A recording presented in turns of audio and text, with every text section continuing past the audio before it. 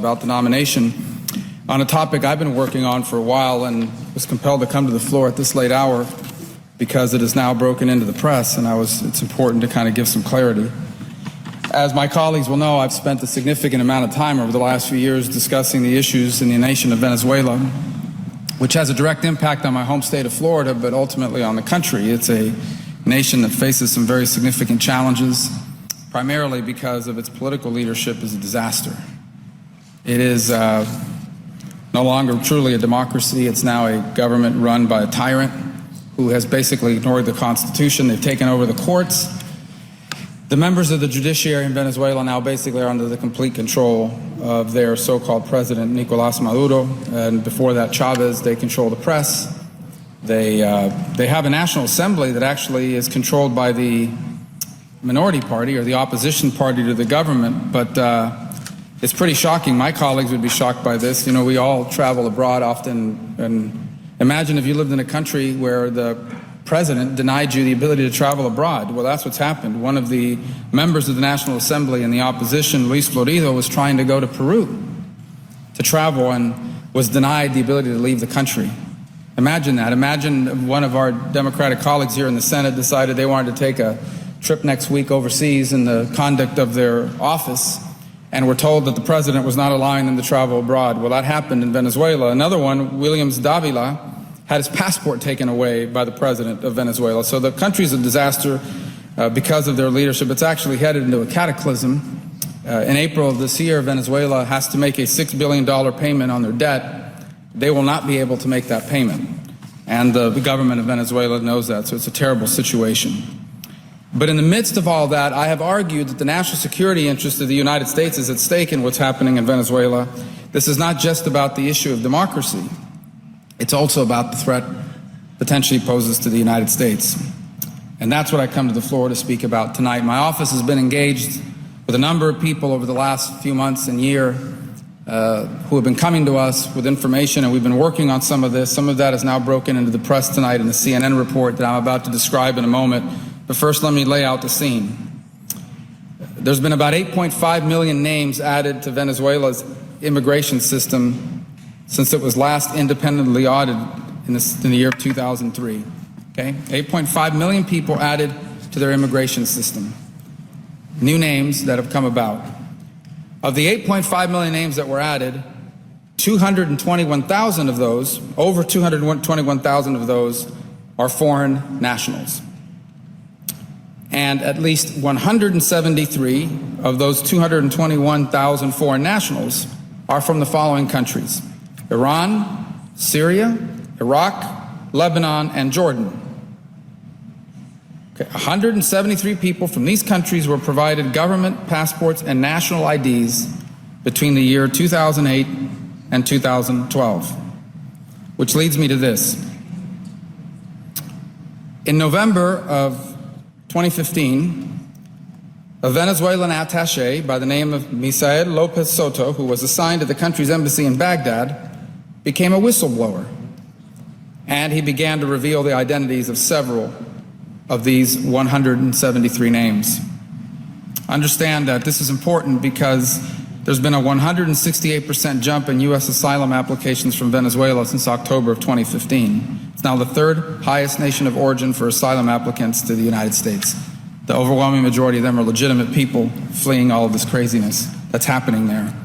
But I lay the groundwork so you understand the connection between Venezuela and the United States. And I want now to go into the story of Mr. Soto, who, as I said, used to work at the embassy. Mr. Soto was assigned to work at the embassy of Venezuela in Iraq. And then, as he began to work there, he noticed some irregularities. And so he began to report what he says was a scheme to sell passports and visas for thousands of dollars out of that embassy. And that he was offered all kinds of money to do this, to get a cut of that thousands of dollars, and of course he says he declined it. CNN and CNN en Español have over the last year teamed up on a joint investigation, relying on much of the same information that I've had access to, looking into all of these allegations, and one they uncovered in a story that posted tonight was evidence of serious irregularities in the issuing of Venezuelan passports and visas, including passports that were given to people with ties to terrorism. According to CNN, one confidential intelligence document obtained by CNN, intelligence documents from nations in the Western Hemisphere, not from the United States, it actually directly links Venezuela's now new vice president, who is in line to potentially become the president when the current dictator is going to have to give up power here soon because of this cataclysm that they're facing. The name of that vice president is Tareck el-Assimi, and there are now links, according to CNN, to the current vice president, Tareck el-Assimi, and the 173 Venezuelan passports and IDs that were issued to individuals from the Middle East, including people connected to the terrorist group Hezbollah. It's important to understand that, according to the CNN article appropriately outlines this, a Venezuelan passport, if you have a passport from Venezuela, you are allowed to enter over 130 countries on this planet without a visa. That includes the 26 countries in the European Union. So a Venezuelan passport is a valuable commodity for someone who's trying to travel around the world under an assumed name with a valid government document. So that's why it's important. Mr. Lopez, the whistleblower that once worked at the embassy, is a lawyer. He used to be a police officer in Venezuela. And he said, according to the article, that he thought that becoming a diplomat was a great career opportunity that would allow him to serve his country. And so he moved to Baghdad and started his new life at the embassy. And he remembers what he calls an unwelcome surprise on his first day in July of 2013. His new boss was Venezuelan Ambassador Jonathan Velasco, and the ambassador handed him a special envelope. And he said, this is the quote, "He gave me an envelope full of visas and passports," Lopez recalled, "and he told me, get this one. This is $1 million US. I thought it was like a joke. Then he told me, here, people pay a lot of money to get a visa or a passport to leave this country," meaning Iraq. About a month later, Lopez said he realized it was no joke. An Iraqi employee of the embassy who was hired to be an interpreter told him that she, the interpreter, had made thousands of dollars selling Venezuelan passports and visas, and that he could make a lot of money too. He says he told her it was wrong and he refused. The employee pressed the issue, telling him that there were thousands of dollars to be made, even discussing an offer to sell visas to 13 Syrians for $10,000 each. Lopez said that he was stunned when he found a document inside the embassy. It was a list of 21 Arabic names with corresponding Venezuelan passport numbers and a Venezuelan identification number. A Venezuelan immigration official told CNN that a cross-check of the passport numbers indicated that the passports are valid and that those passports given to these people with the 21 Arabic names, when he ran the cross-check, they actually matched the names on the list Lopez found, meaning the people on the list could be able to travel using those Venezuelan passports. But here's what's incredible. A publicly available database in Venezuela examined by CNN shows that 20 of the 21 identification numbers of the people with the Arabic names that match the passports are actually registered to people with Hispanic names, not the Arabic names listed on the passports. So basically, CNN has uncovered evidence that on at least 21 occasions, the Venezuelan government, the Venezuelan embassy, has sold passports to someone from the Middle East but assigned them a Hispanic surname or a Hispanic name. People are traveling under assumed identities from the Middle East. And we'll have a couple of those names we're going to share with you in a moment. In April 2014, only 9 months after he started the job, he emailed a report about all this to the ambassador. He said the ambassador did nothing, and in fact, the ambassador, Velasco, threatened to fire him. By 2015, he was so frustrated that no one would investigate it that he took what he found to Delcy Rodriguez, who was Venezuela's foreign minister. He emailed a report that said that there was fraudulent issuing of visas, birth certificates, and Venezuelan documents. He said nothing happened. Eventually, with nowhere else to turn, Mr. Lopez said he contacted an FBI official at the U.S. Embassy in Madrid, and by the end of 2015, the Venezuelan government accused him of abandoning his post and removed him. And a police official showed up at his home in Venezuela with a document that said he was under investigation for revealing confidential documents or secrets. Now, this is not the first time this Congress hears about this.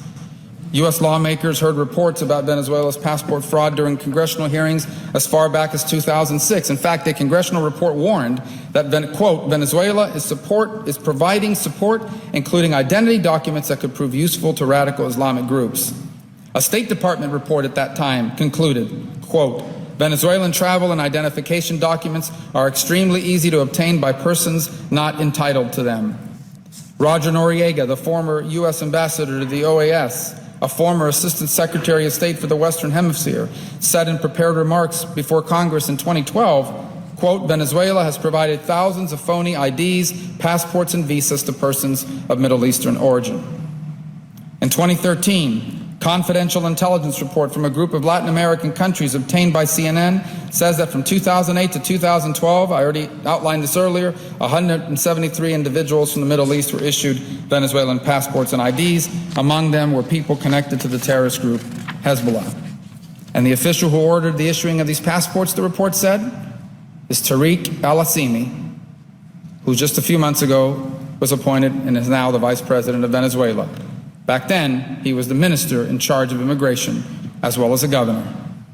He personally took charge of issuing, granting visas, and nationalizing citizens from different countries, especially Syrians, Lebanese, Jordanians, Iranians, and Iraqis, the report said.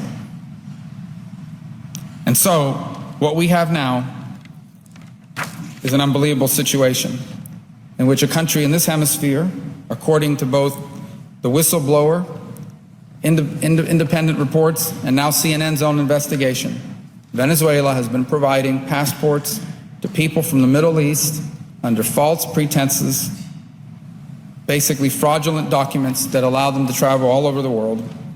Among them, Hakeem Mohammed Ali Diab Fattah, a Palestinian suspected Hezbollah member, given national ID number 16.105.824, issued on July 12th, 2012. He was deported from the United States in 2002 for his possible connection to the 9/11 hijackers via aviation school in the United States. He was detained and arrested by Jordanian authorities on May 3rd, 2015 for suspicion to finance terror. This individual has that national ID number from Venezuela and a passport that was allowing him to travel. Here's another one. Ahmad Adnan Ali, an Iraqi, another suspected Hezbollah member, a convicted trafficker facing charges in France and Denmark, has documents under two aliases, Ahmad El Timi Villalobos, with the number 29.645.898. That's the number on the ID. It was issued on the 16th of January of 2014. He has another alias and another document, Ahmed El Timi Gomez. His name is neither Villalobos nor Gomez, but he has these documents. By the way, all this, according to CNN, is no surprise to General Marco Ferreira, who was in charge of immigration office in Venezuela in 2002. He now lives in Miami. He was granted political asylum. He told CNN that he personally witnessed corrupt senior officials ordering passports for people who were not citizens when he was running the department. He said it was very easy to assume someone else's identity. It was very, very easy to go and be a Venezuelan or pretend to be born in Venezuela. I bring this up, Mr. President, in the midst of all these other things, because we now understand that what we are facing in Venezuela is not just a corrupt government and a tyranny, but a nation that is under the corrupt leadership of its now vice president and of course its president, a nation that is trafficking and selling passports and travel documents to individuals with links to terrorism. And that poses a direct threat to the national security of the United States. And I hope in the days to come that with this new information and with this report that we can work with the Justice Department and the State Department to take appropriate measures to protect our nation and the world from what is occurring at the hands of the Venezuelan government under their tyrant Maduro and under its vice president, who personally ran the department that was doing and undertaking these corrupt activities. Thank you, Mr. President. I yield the floor.